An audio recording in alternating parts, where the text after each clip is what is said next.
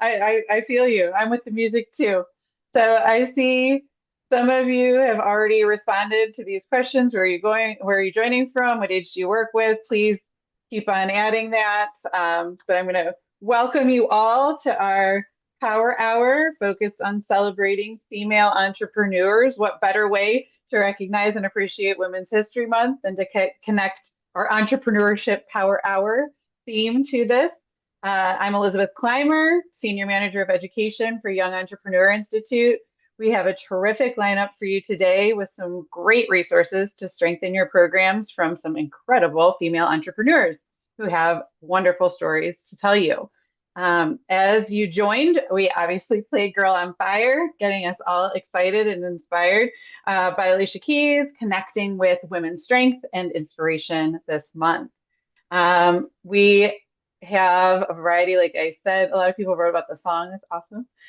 But where you're coming from, Northern Virginia, grades 9 through 12, um, St. Louis, K-12 Girl Scouts, Camden, New Jersey, Round Rock, Texas, Springdale, Arkansas, Columbus, Ohio, all different ages, all different places around the country. I love it. Please feel free to keep adding. It's always nice to see, oh yeah, Little Rock, St. Louis. We got middle school, we got high school, we got little guys. So yes, happy Women's Her Story Month. So yes, you can add any comments and questions as we go also to the chat. As speakers are going, we can also touch base in between the speakers and if we have time at the end. So let me just introduce those speakers. First up, we will hear from Lowey Sichol. Lowey is an award-winning children's author with an MBA from the Tuck School of Business at Dartmouth College. She's a pioneer in teaching entrepreneurship and business to kids, inspiring the next generation to think big and believe in their ideas. Lowey is the author of 6 award-winning children's books and the founder of innovative entrepreneurship programs for kids, including LetMeFail.org and Kids Idea Tank. After Lowey, we will hear from Shamim Okolloh. Shamim is an award-winning author, Arkansas-based banker, and an advocate for children's financial literacy. Born in Nairobi, Kenya, she holds degrees from Spelman College and Clinton School of Public Service and has dedicated her career to community development and economic empowerment. Inspired by her experience as a working mother and WIC participant, she co-authored Ella the Banker with her son Liam to make financial education accessible and engaging for children, especially from underrepresented backgrounds. This book has been distributed to every elementary school in Arkansas, and January 9th, 2024 was proclaimed Ella the Banker Day in Little Rock.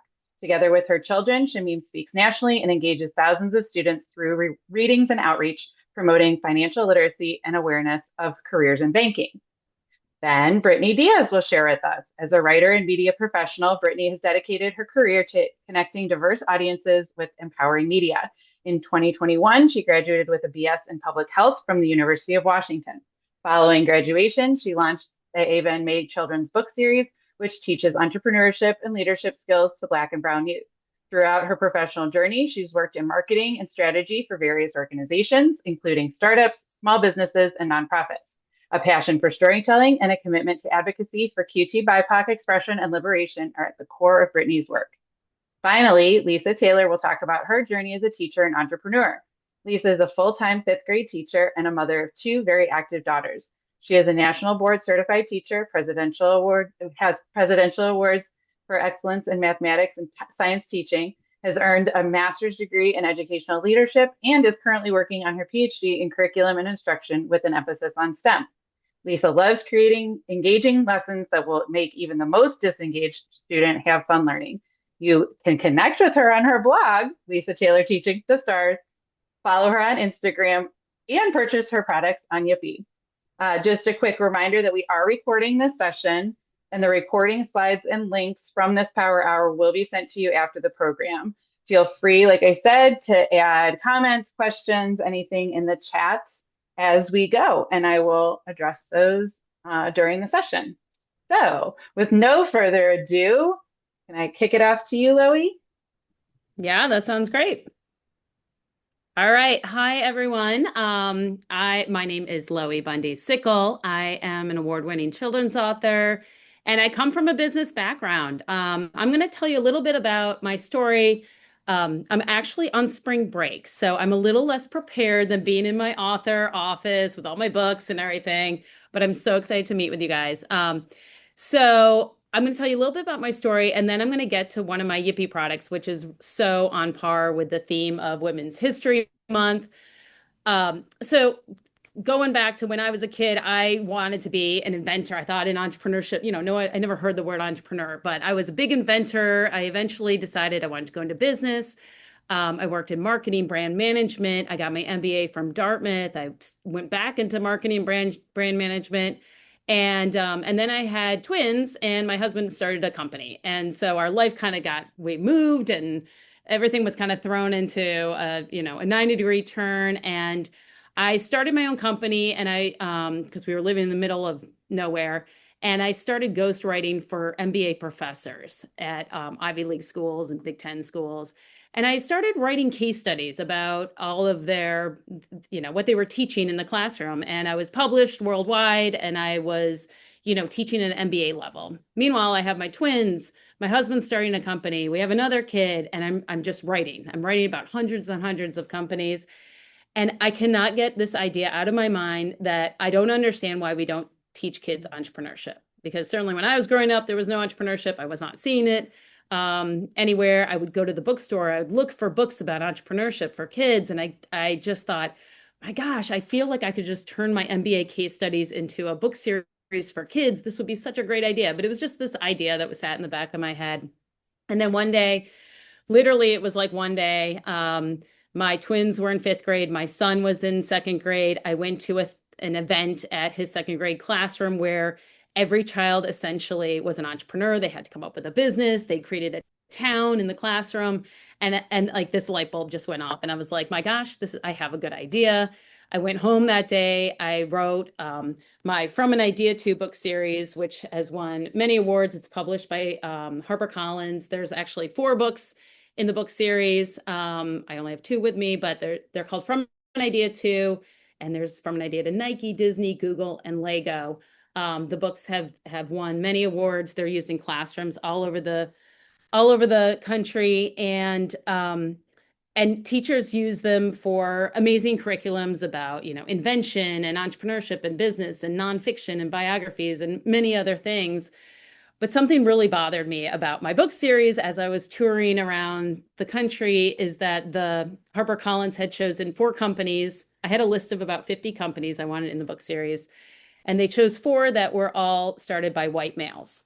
And I'm looking at these classrooms, and I'm looking at these children half of them are girls and half of them, have different colored skin. And I'm just, it's paining me. Like, I have to write about other people. And so I pitched it to HarperCollins, and they said, these books are doing great. COVID hits, everything was kind of, shaken, whatever. But I did get 2 more book deals. I had a picture book published by Random House called Cookie Queen, How One Girl Started Tate's Bake Shop. And it's all about, I don't have it with me, but you can look on my website. It's all about Kathleen King and how she started Tate's Bake Shop when she was just 11. And then I also got a book deal with Chicago Review Press for a book called Idea Makers 15 Fearless Female Entrepreneurs. And I was really excited about this. This is the book that I kind of want to talk about today because it doesn't get as much love as my other books. But this book is really exciting because my From an Idea to book series is perfect for grades 3, 4, 5. My picture book is obviously a picture book for the little ones, but this is all about it's part of a series called Women of Power, and there are different authors who were asked to write different books, and I was asked to write the one about entrepreneurship. But it's 15 chapters. Every chapter is a short story about a different woman and how she started her company. Out of the 15, I did interview in person 8 of these women. And it was pretty amazing because a lot of these women said to me, I get 3 dozen asks for interviews a day, and I always say no, but I can't believe you want to write a children's book about me, someone who looks like me, someone who comes from my background, my education level, my, economic level, whatever it was. And I really wanted to feature a very diverse group of women. And I wanted something that girls in particular, yes, boys can obviously read this. My own son did not read this. So, I don't think boys are going to read it, but I really wanted a book where girls in like fifth, sixth, seventh grade, eighth grade could have some idols to look up to and to see, that they could relate to someone, they could see how an idea, I'm all about teaching kids. Well, first of all, I'd love to inspire kids to be entrepreneurs. That would be amazing. But my real mission is to teach kids how to think like an entrepreneur because no matter what you grow up to be, I know that you need the skills, the entrepreneurial skills to be successful, no matter what it is. I actually give a talk to authors called Think Like an Entrepreneur because even authors, I think, need to think like an entrepreneur. Everyone needs to think like an entrepreneur. So this book I'm especially proud about because it's something that is just not met. And, there's just not a lot of uh, female entrepreneur stories that are being told to this like very amazing age group of like fifth, sixth, seventh girls, which we've all, if you're a woman, you've been there, right? Like it's a tough age group. And so I've gotten really good feedback from girls and moms and educators about how these are just inspiring stories. And what's also nice about the books is that this book in particular is that it's 15 stories. So if you don't like one of the chapters, if you don't really care about, technology, then skip that chapter, read about the one about fashion or whatever it is. So on Yippee, I have four different offers. I have I have one about idea makers. So really talking to the girls about these women, especially the ones that I interviewed and I heard from straight on. I do send cookies because Kathleen King is one of the stories in here. And what's neat is that in the picture book, it's the sweet story of her starting the company, but in here, it's actually all the crap that happens to her when she's a grown up and how she overcomes that. And so like I love the chapter about her. So I do send cookies along with it. The other product I have on Yippee that's very popular is called From an Idea to Choose. Kids choose their own books. So this is perfect for like third, fourth, fifth grade. The kids actually get to pick which of my four From an Idea to books they want, and then they can send me questions, and I send them a video answering those questions. And then I'm also excited because it is Women's History Month. I have two more books coming out in this series, and one of them is female related. It's From an Idea to Barbie, and it's all about Ruth Handler and how she started Mattel and launched Barbie. And it's like just in a year, let's talk about that one because it is such a great book. Um, and then another product I have on Yippee is about Cookie Queen. So that's a great one where I actually read my book and I send cookies to the kids and they can ask me questions. And that's always cute because it's like kindergartners and first graders ask me what my favorite color is, and that's always fun too. But I've toured all over the country. I've spoken at hundreds and hundreds and hundreds. I've actually spoken to like tens of thousands of children and educators in the past 10 years. And I've answered all their questions from how do you write a nonfiction book to, how do you launch an idea? And so I love this. This is my mission. And, if you guys have any questions for me, I'm happy to answer them in the chat or whatever. So. Amazing. So you started winding down and I was like, wait, how is that time already? Like, that was great and very captivating. And I loved hearing your story and inspiration and then just great products. And there were already comments like, how does this book not get tons of love and support on people who have read it? And it's such a great book. So, and to have two products where you get cookies, I mean, but the Okay. content is great too. So thank you so much for sharing that. Yeah, and if anybody has questions, we will pass those on. So thank you so much, Lowey. Perfect. All right, Shamim, I'm gonna hand it over to you. Thank you everybody for being here and y'all for hosting us. I think I segue well from Loey because I did touch on my book that was centered on the lack of representation in commercial banking and bank leadership. And I'm actually at the library. I'm an hour behind in Little Rock. And so my daughter is walking from school to meet me here at the public library. So hopefully Ella, who's the character, joins us, but I am going to share my screen and then I'm gonna set my timer so that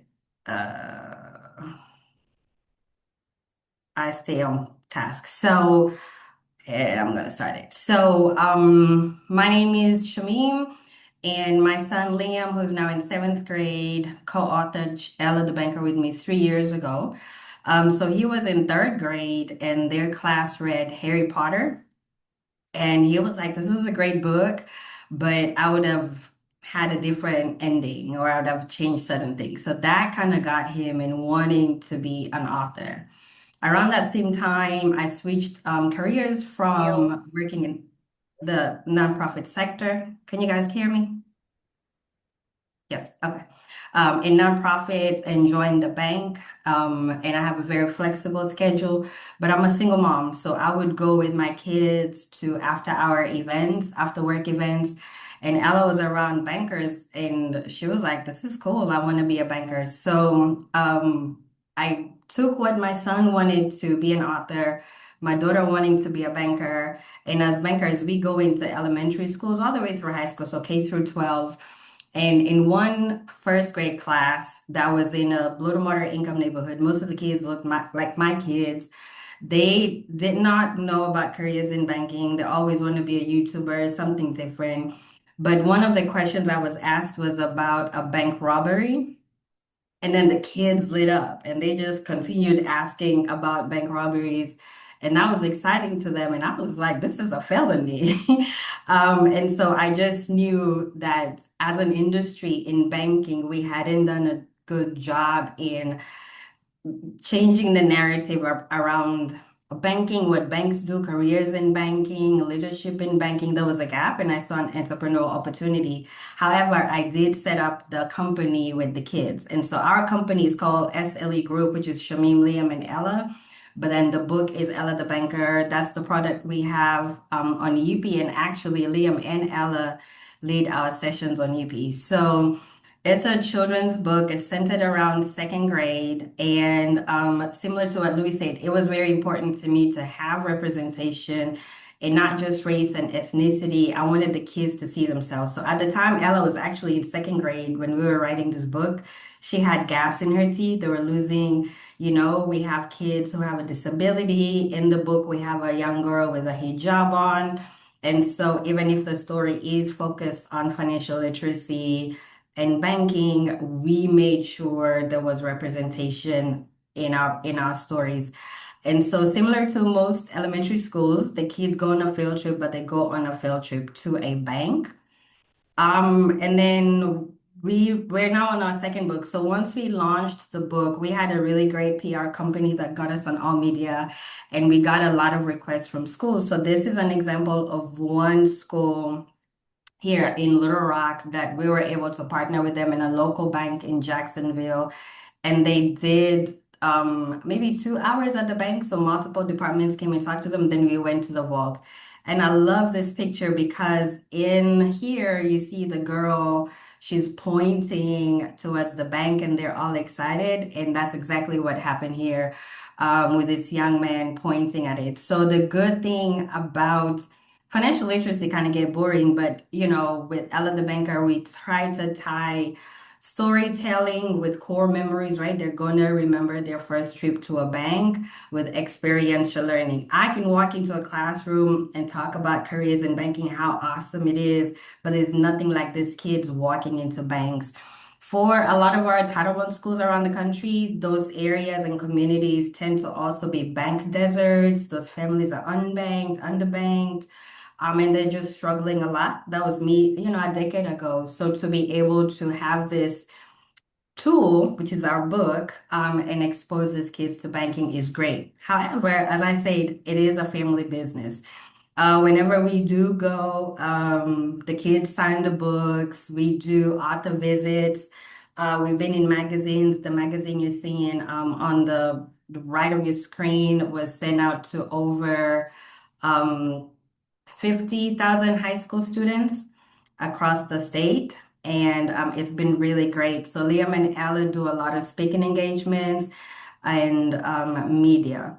One of the milestones and this has been a minute.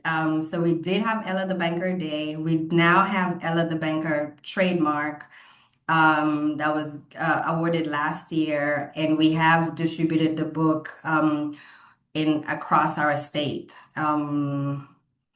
We've been able, so I tell people I build relationships in between carpool, volleyball, and all the things to run a business. It is hard work for women who are juggling multiple hats like us. And so I've been very fortunate to use my relationships in banking, but they've been women who've opened up the doors for me. Actually, most of the clients, our clients are women that have elevated. So the picture in the middle, that's Natalie in the silver. She's a female banker in Northwest Arkansas and just a huge superstar in the banking world. And she invited us to Chicago at an American Bankers Association. At that time, Ella, who's my daughter there, she was 9 years old.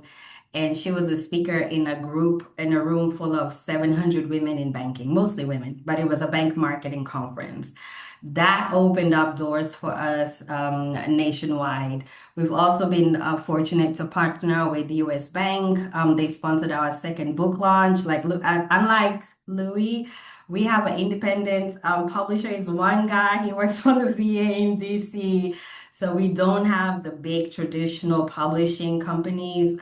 We have a single guy, so I do most of the work to get our book out there. But we've been very fortunate to have corporate partners, the US Bank being the largest bank in there. And then, as I mentioned, the kids have been keynote speakers. We've done a session with YEI in Northwest Arkansas here, and that was one in Texas. In between running our business as authors, as speakers, all the things, after 8 months after I launched the first book, while working on our second book, I was diagnosed with stage 2 breast cancer. And so we had to pause working on the book. I went through treatment, had 3 surgeries. Thankfully, I'm on the other side and now cancer free. Around that time, my kids were getting into sports. So that's my author's son, Liam. He plays for the school. Elena plays for volleyball. And then she uses part of her income to support the homeless in Little Rock. So they do the earn, save, spend, share. And that is part of their share is Liam donates food to the animal shelter here because we got our cat from there.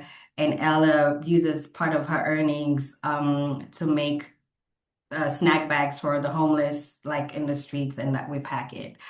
And so we have our products on EP2. It will be Ella the Banker. It was that first one. It is a 45-minute segment with the kids. We usually book it either early in the morning since they're school aged, or if you're running an after school program, we are available after school if it's an after school program. Liam and Ella told me that I speak above the kids because they're their age, so they run that presentation. I just click the slides for them. And so they have a presentation. They talk about how they got started with the book, the process, the publishing, how we landed on Barnes and Nobles, how they speak, how they have fun when we travel. And a lot of the kids engage with them. So it's really, our audience tends to be between elementary school, some middle school, just because they're in middle school too. And they can answer questions. They now, after this experience, because the business, we have attorneys and big expenses. And they all used to think like if we sold 100 books, we made $1,000, our books are $10, that we're rich. And I was like, yeah, no, these cost of goods, it costs us to print. We have a website, we have this, overhead. So they each started their own businesses. Liam has a lawn care business and Ella makes bracelets. And so as much as we have our family business, Liam and Ella also have their individual businesses. They're learning to do bookkeeping. Liam is keeping up with our orders now, and he does my bookkeeping for me just to kind of teach them about the back end of the office. But then I also, like I said, I'm a cancer survivor. And so coming out of that, I want to do more and build legacy. And so I am in the early stages of setting up Ella the Banker nonprofit so that the 501c3 arm would give us more opportunity for impact. And I have somebody on the board here who's joined us. And so I'm just super excited to be able to continue our work nationwide and have impact and train girls. I would do some work with boys, but our first event is going to be here in Little Rock next April. It's called Girls in Banking Conference, and just taking the girls from saving and personal finance, which is needed, but how do you start a bank? What does it mean? Because in America, over 4,000 banks exist, but only two out of 4,000 are women owned, like women founded, women owned banks. One in Chicago, one in Jersey.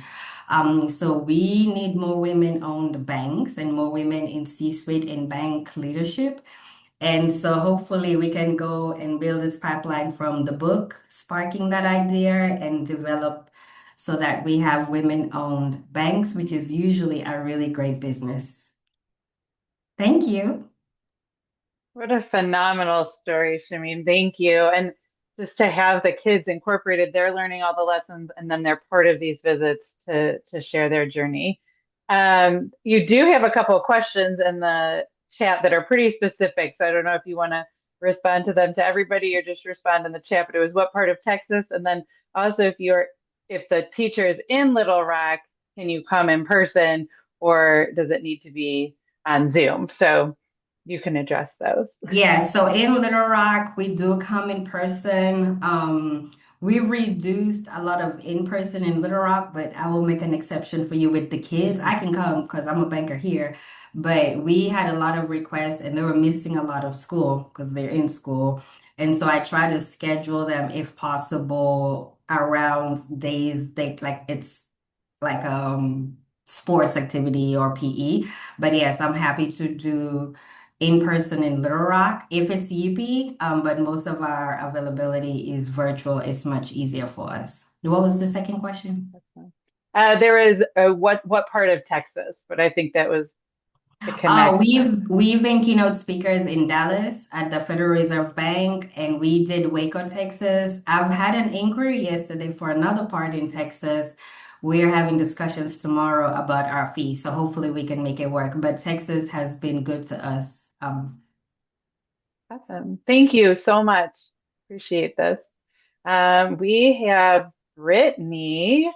Brittany, would you like to?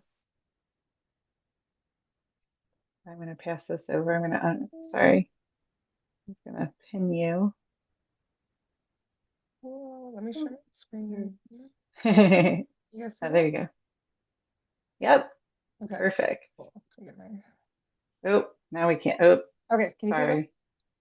sorry. No, I have to remove the pin. Sorry. Oh no, it wasn't the pin.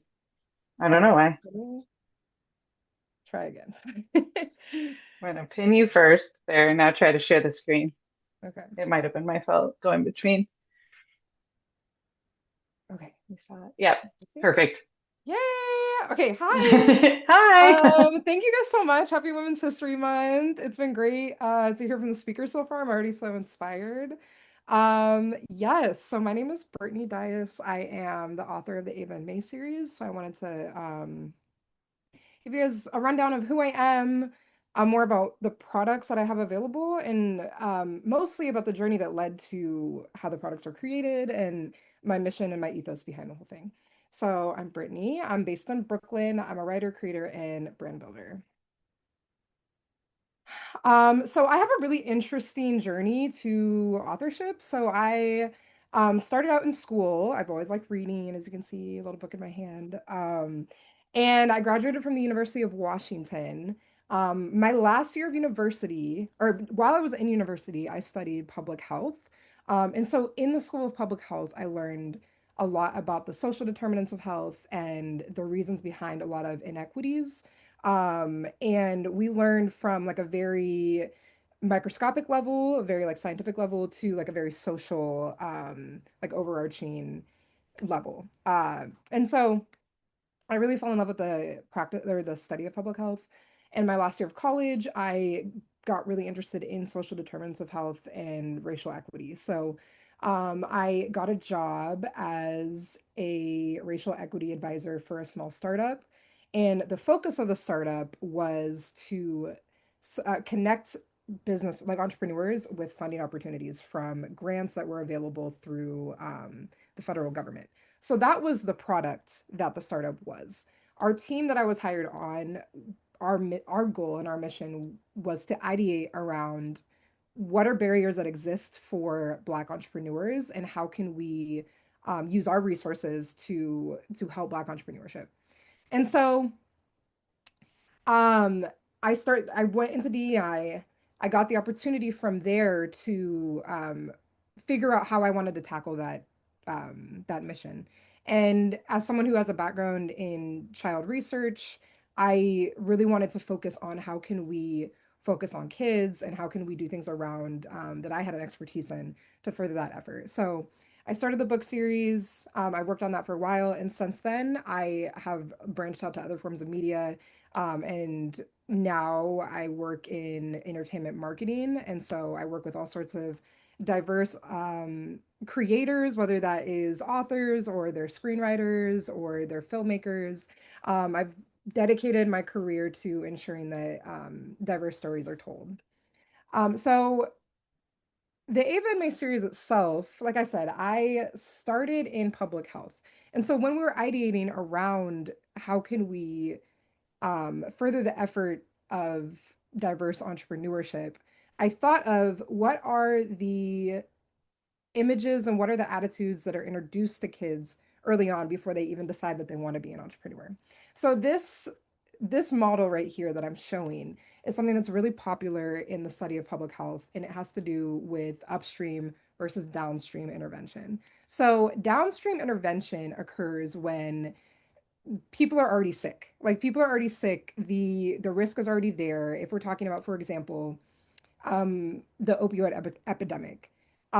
Something that is very, very downstream, that is just trying to keep people alive, would be offering safe needles to people who are dependent on heroin, or they're dependent on opioids. That is like a very downstream, like we're already at a disaster area intervention. Something that would be upstream, up here, would be making sure that access to opioids to begin with makes sense, and it isn't like doctors aren't incentivized to prescribe them to people. That's just like a an example of like how we could look downstream at the individual level and try and like save people when there's already been all these risk factors that they've come in contact with. Or we could go upstream and we can look at like what's something that we can change on a policy or a societal level that will just prevent this outcome to begin with. So that's really how I viewed things, and that is the thinking behind the Ava and May series. Like I looked at it and I said, okay, I know that I do not see any examples in the media of people who look like me, or even girls in general in leadership positions, let alone entrepreneurial positions. And so that was never something that was like made relevant to me in my media or books. And so my mission with the Ava and May series is working upstream in order to promote a culture of leadership and entrepreneurship, and introducing kids to these concepts in a way that feels fun, and so that you can see relatable characters. Ava and May are two sisters who have friends, and we can see how they work together to solve problems in their community. And so, looking at kids publishing specifically outside of the realm of entrepreneurship, about 82% of Black fourth graders are not reading on grade level. And so, we see that this caused a lot of social determinants later on, where you can see here about 66% of people who are not able to have access to reading proficiency by a certain age will have like unfavorable outcomes later on in life. And so it doesn't help when you realize that less than 12% of children's books even contain Black characters. And so we can imagine if 12% of books have Black characters, virtually none of them, or very, very little of them, portray girls in leadership positions or entrepreneurial positions. And so that's what makes the Ava and May series really special. So this is Ava and May. I have the two books here. So there's two books in the series. There's Ava and May Own a Lemonade Stand, where Ava and May save the summer start fair by opening their very first business. And then this is Ava and May the Fabulous Fashion Show, where they run their very first back to school fashion show. So these are Ava and May and their friends, and each story is focused on the foundation of entrepreneurship. That is, there is like a problem or an opportunity in your community, and you're filling in that gap. You're filling in that need with the skills that you have and the passion that you have. And so with each book that I have, and as I continue to grow the series, it is going to be, we're introduced with a problem. okay, what solutions do we have? Like what resources do we have? Like what friends do we have that we can use to complete this? And I my goal is that any child that reads Ava and May has is inspired to pursue their dreams regardless of if it looks like traditional entrepreneurship or not.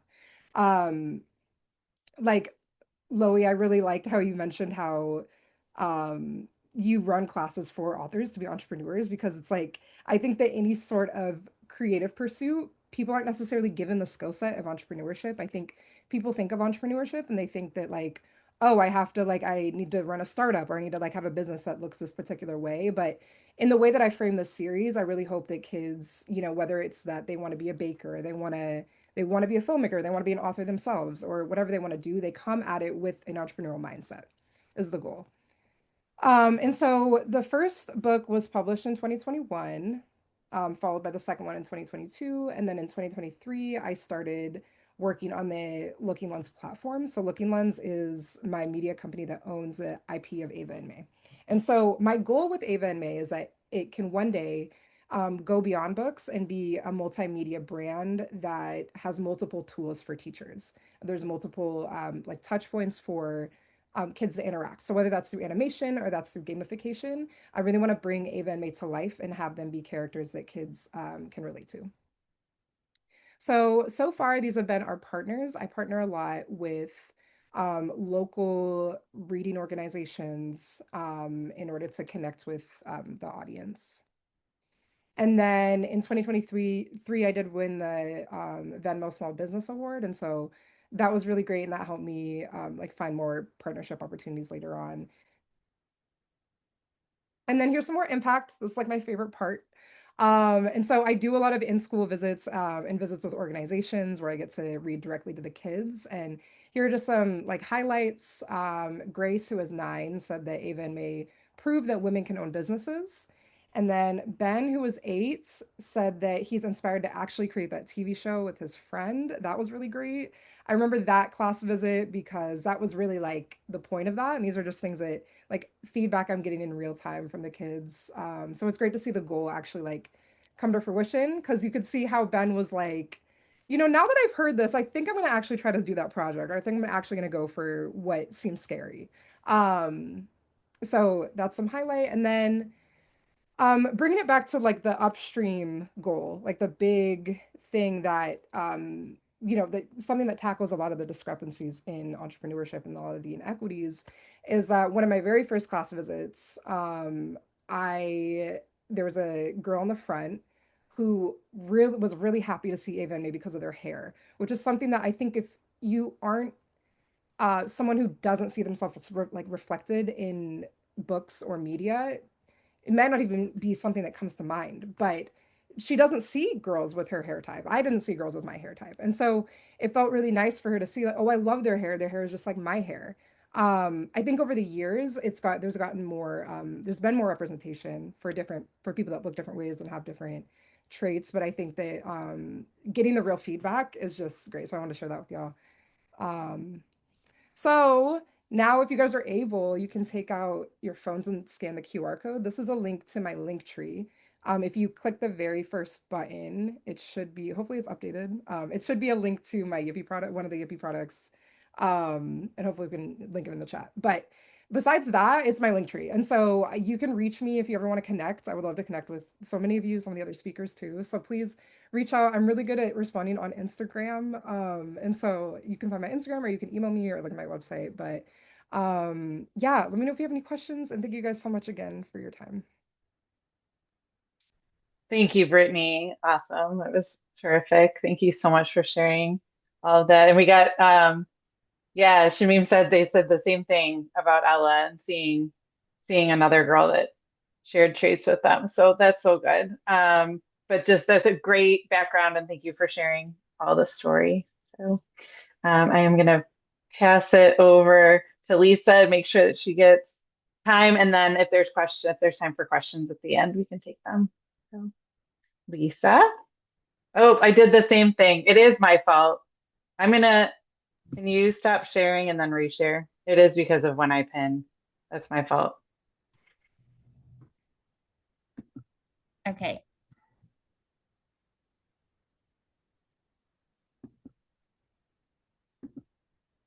I didn't know that it mattered what order I put it in. All right, perfect. Go ahead. Thank Okay, when I was asked to do this, I was like, female entrepreneur. I'm a teacher. A teacher is the furthest job from being an entrepreneur, I feel like, because it's just kind of set for you. And so, but when I started teaching my kids more about entrepreneurship, I started thinking about, and growing up, I definitely got the skills to be an entrepreneur. And when I started having lots of wants as a child, I would start making my own little budgets. And then I would think about what skills do I have available that people would pay me for? And so, like a lot of mowing yards, I started mowing my uncle's yard because he didn't want to. And then I would budget that money. And then I would start finding like little house cleaning jobs and those kind of things. And those skills all the way up is when I had come up with a want that necessarily might not be in the budget, I have to think, okay, how can I satisfy this want? And so the more I taught economics to my kids, the more I thought, what skills could I offer? And so as a really disengaged student, I have to be taught in a way that is not just your normal lessons. I had to find ways to engage students. And so even as a teacher that has probably an attention problem, I want to be doing hands-on learning and teaching my kids to do that. And so when people started asking me to help them with lessons or to write lessons, then I realized, okay, this might be something that could make a business. And so in 2014, I started Lisa Taylor Teaching the Stars. And at first I was very reluctant because I thought teachers aren't real entrepreneurs. We would give everything away. And so I had to get in the mindset that my time and my skills had value. And so as a teacher, that was really hard because I still do it. If you contact me, I'll just send you a lesson. But that's how I worked. So I always thought like teacher pay teacher and those kind of avenues would never work because teachers are just going to give it away anyway. And so I had to kind of get in the mindset, okay, this stuff is value. And the more school I take and those kind of things, I realized it was a business. And so now I am an entrepreneur and I can say that. And so I've thought of the skills and when I started having classroom funds that I didn't want to explain to my husband why I needed all these books of these authors and stuff, and why does Amazon drop off stuff at our door a lot, I started to think I needed to have an income. And so producing teacher pay teacher, and then now pairing up with Yippee has just been incredible. So I do offer 5 different products on Yippee. And so I get to take, usually I have a book that I have as that I just love different skills to teach with it. And this one was flip. And most of the books that I use to create a lesson with, it has an entrepreneur as curious as a child. And so I love picking those kind of books that shows kids that they can have the curiosity as a child. And so then just developing lessons to go with it. And I do have all of the idea from, those are my favorite books. I have a set and my kids read them all the time. So I love your books so much. And so I love finding books and finding ways to connect the skills that I need to teach as a teacher. And so then with Yippee, I get to like send the supplies with it. And so when you see the Frisbee lesson, we're learning how to use standard measurement, but we're also designing a Frisbee. And so like we go through the design process with STEM, and we even see how his first couple frisbees didn't work because of a lot of chemical changes, like the plastic didn't succumb, like freezing temperatures and stuff like that. And so just finding the science and adding it with the literature is a really important thing for me, because I like to make all kinds of connections with students so that they can see a lot of scientists or inventors, they didn't have the entrepreneur skills to capitalize on their invention. And so just showing kids how important it is to have both components of that is important. So the first one is the frisbee. The second one I do is bubble gum. And I love just letting kids explore with bubble gum, seeing the different varieties of bubble gum, and then they make their own marketing advertisement, and then they pitch their company. And so this is another product. And then they can, especially a lot of kids like to make their advertisement on Canva now, and just connecting it to the whole learning process. So volume's a big thing in fifth grade. And so they have to measure their sticks of gum to see if they can actually make a holder for it. And so it's just a fun way to connect the standards we have to teach, but also the economics with it and the entrepreneurship and making prototypes. The last one of the other ones is the marvelous thing about a spring. And this is a really neat story about how the Slinky was invented kind of by accident.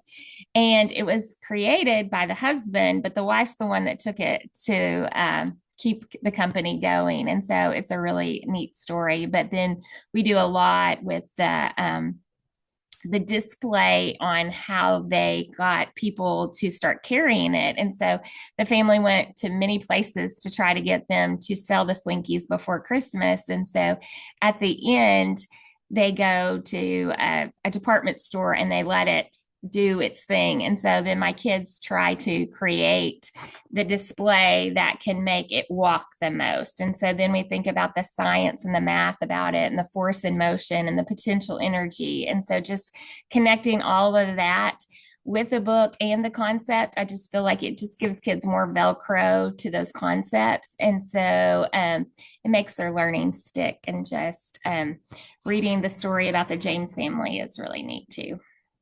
And the last one, I have The Boy That Invented the Popsicle. And this is just a neat story about how the popsicle was invented. And we do a lot of experiments with the popsicle, study that, and they can start their own popsicle business.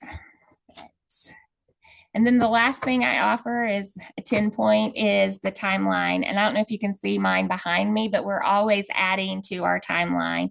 I have entrepreneur cards on there, but also historical events that can kind of show you why different things were shaped in the times that were there. And then using that to understand, like, soldiers in World War I could eat Hershey bars. And so understanding the relevance, as I don't know if you can see it, but I have Miss Taylor was born because I want them to understand that I wasn't in World War I. I want them to understand concept. And so when they can see, oh, Hershey was around when you were born, yes, but Google wasn't, and they don't know how I survived. So being able to understand the concept of time in elementary school is so important, just because it's just so abstract for students. And so when they can start seeing, but they could have played with Legos at this time. And so just understanding what was available for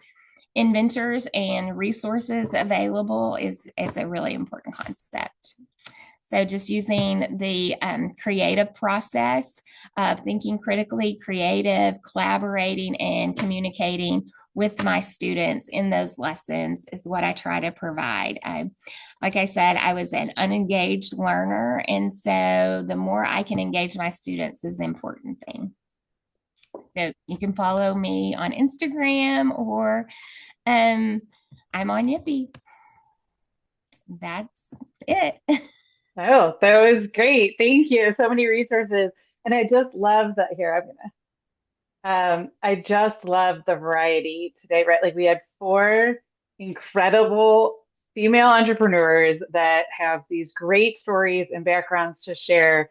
and have created wonderful products out of it. And so everything from nonfiction as inspiration to fiction as inspiration to fiction with financial literacy to all of these great products to really incorporate hands-on learning. I mean, this was a wonderful variety, and I hope that what we want is kind of something for everyone, right? And so I hope that everyone here was really able to resonate with something here and go check out all these awesome products because I kind of want to go back to the classroom and use them myself. Great. Thank you all so much. Just wonderful, wonderful speakers today.